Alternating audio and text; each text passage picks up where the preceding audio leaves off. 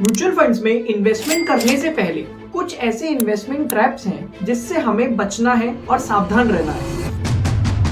आज के इस वीडियो में हम बात करने वाले हैं वो सारे इन्वेस्टमेंट ट्रैप्स के बारे में, इसीलिए बिना टाइम वेस्ट की वीडियो को शुरू करते हैं। पहला इन्वेस्टमेंट ट्रैप जिससे हम सबको बचना है वो है don't fall for high returns, यानी कि ऐसे म्यूचुअल फंड्स में इन्वेस्टमेंट करने से बचना है जो ज्यादा रिटर्न देने का हमसे दावा करते हैं।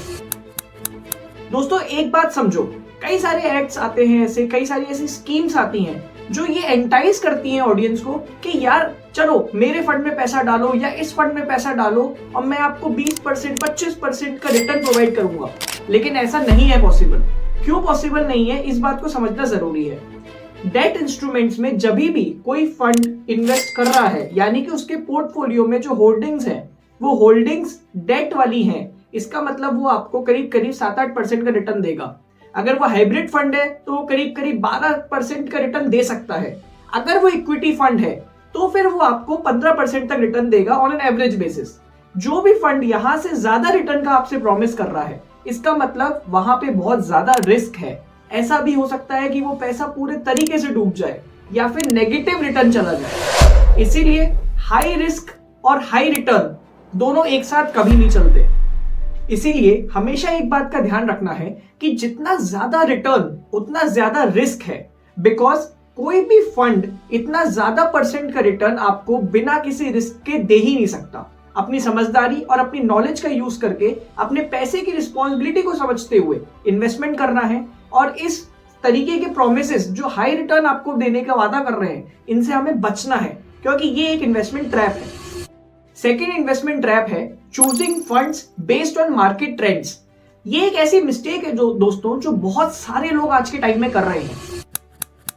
लोग ये समझते ही नहीं है कि मेरा गोल क्या है, मैं पैसे को किस वजह से इन्वेस्ट कर रहा हूं, कितने टाइम पीरियड के लिए कर रहा हूं, मेरा रिस्क एपेटाइट कितना है, क्या मैं थोड़ा कंजर्वेटिव नेचर रखता हूं या मैं एग्रेसिव इन्वेस्टर हूं।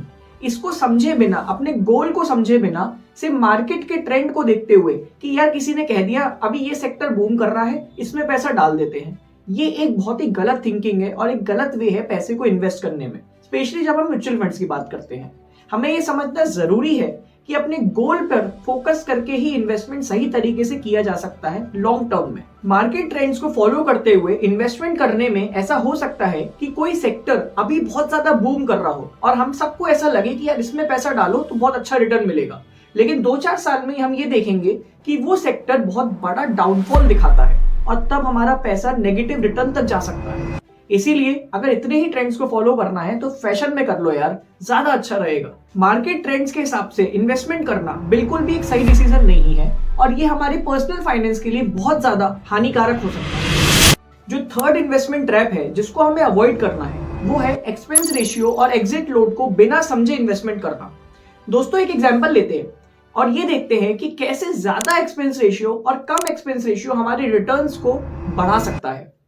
मान लो हमने एक इन्वेस्टमेंट किया 1 लाख रुपए का, उसमें 10% के हिसाब से हमें 10,000 रुपए का रिटर्न मिला और यहां पर इस फंड में 1% का एक्सपेंस रेशियो है, यानी कि जब हमें 1,10,000 रुपए टोटल वैल्यू मिलेगी तो उसमें 1% का एक्सपेंस रेशियो डिडक्ट हो जाएगा, विच इज 1,100 रुपए। तो हमें टोटल वैल्यू जो मिली वो मिली 1,08,900 रुपए। जो इफेक्टिव रिटर्न बनता है करीब करीब 8.9% का। तो 10% का रिटर्न प्रॉमिस हुआ था, लेकिन हमें कितना मिला? 8.9% का इफेक्टिव रिटर्न।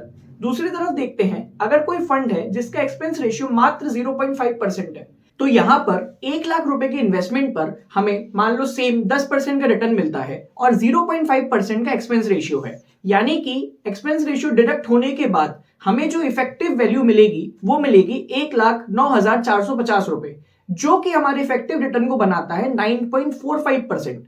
तो इससे हमें यह समझ में आता है कि अगर ज्यादा एक्सपेंस रेशियो होगा तो हमें इफेक्टिव रिटर्न से 8.9% का मिला और कम एक्सपेंस रेशियो है तो इफेक्टिव रिटर्न मिलता है 9.45% का, which is always a great thing अगर हम एक लॉन्ग टर्म इन्वेस्टर का है और एक लॉन्ग टर्म इन्वेस्टमेंट के हिसाब से सोच रहे हैं। दूसरी तरफ जब हम एग्जिट लोड की बात करते हैं तो यहां पर सबसे पहले एक बात समझना जरूरी है, कॉन्सेप्ट ऑफ एग्जिट लोड क्यों आया गया था? वो इसलिए आया था ताकि जो बंदा है ना, इन्वेस्टर है, वो लंबे समय तक पैसे को इन्वेस्टेड रखे। अगर वो शॉर्ट टर्म में निकाल लेगा तो कंपनीज ने सोचा कि एक चार्ज लगा देते हैं ताकि वो पैसा जल्दी ना निकाले।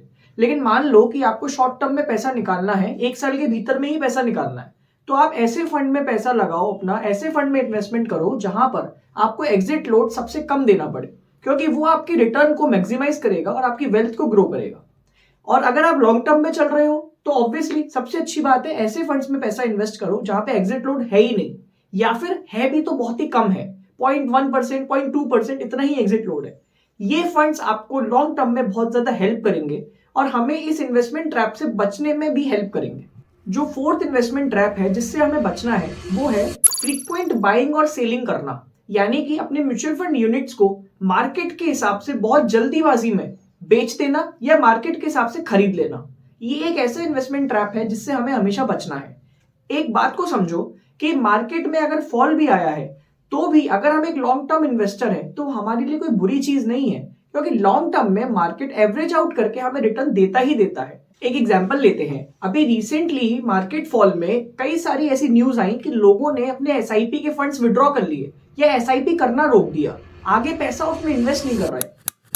लेकिन दोस्तों यही तो मौका है जब हमें ये फ्रीक्वेंट बाइंग और सेलिंग से बचना है, ताकि लॉन्ग टर्म में हम वेल्थ क्रिएट कर सके। अभी अगर हम काम रहेंगे, पेशेंट रहेंगे, तो जब मार्केट रिकवर करेगा ना, तब हम उसका एक्चुअली में फायदा ले पाएंगे और हमें एक अच्छा रिटर्न प्रोवाइड करेगा market on a long term basis. जो नेक्स्ट इन्वेस्टमेंट ट्रैप है वो है बिना प्रॉपर नॉलेज या रिसर्च के किसी भी म्यूचुअल फंड में पैसे को इन्वेस्ट कर देना। यहां पर दोस्तों एक बात समझना बहुत जरूरी है। मान लीजिए कि आप एक फोन लेने जा रहे हो या कोई कार लेने जा रहे हो, तो रिसर्च करोगे ना यार, ये देखोगे कि कौन कौन सी कंपनीज हैं, ये देखोगे कि कौन कौन से मॉडल्स हैं, हमारी नीड के हिसाब से कौन सा मॉडल सुटेबल है, हमारे बजट के हिसाब से कौन सा फोन या कौन सी गाड़ी सही रहेगी। ये सब चीजों पे आप रिसर्च करोगे तभी प्रोडक्ट को खरीदने की तरफ आगे बढ़ोगे। सिमिलर म्यूचुअल फंड का केस है यार, पैसा अपना है, रिस्पॉन्सिबिलिटी अपनी है। जब हम उसको इन्वेस्ट कर रहे हैं तो ये समझना और ये जानकारी होना बहुत ज्यादा जरूरी है कि वो फंड हमें किस प्रकार से कितने रिटर्न देगा, उसका एक्सपेंस रेशियो क्या है, एग्जिट लोड क्या है, या और बहुत सारी ऐसे फैक्टर्स हैं जिसके बारे में हम डिटेल्ड एक वीडियो भी बनाएंगे और बात करेंगे उसके बारे में आगे अपने फर्दर वीडियोस में। कई सारे ऐसे लोगों को मैं देखता हूं जो अपने किसी दोस्त के कहने पर या किसी और के कहने पर पैसे को इन्वेस्ट कर देते हैं और खुद ये सोचते ही नहीं है कि क्या वो सही भी कर रहे हैं। यहां पर अपने दोस्त की बात इतनी मत सुनो, और मैं कहूंगा रिसर्च को अपना बेस्ट फ्रेंड बना लो, क्योंकि इसके बाद आप एक बात पे गारंटी ले सकते हो कि मैंने अपनी समझ से और अपनी रिस्पॉन्सिबिलिटी से पैसे को इन्वेस्ट किया है।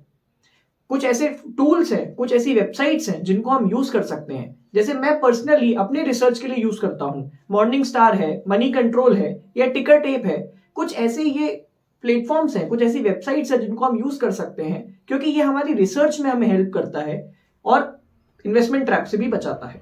जो लास्ट इन्वेस्टमेंट ट्रैप है वो है पॉन्जी स्कीम्स या अनरेगुलेटेड स्कीम से बचना। दोस्तों इंडिया में हर कोई चाहता है कि मैं अपने पैसे को इन्वेस्ट करूं ताकि मेरा पैसा ग्रो करता रहे और मैं फाइनेंशियल इंडिपेंडेंस अटेन कर लूं।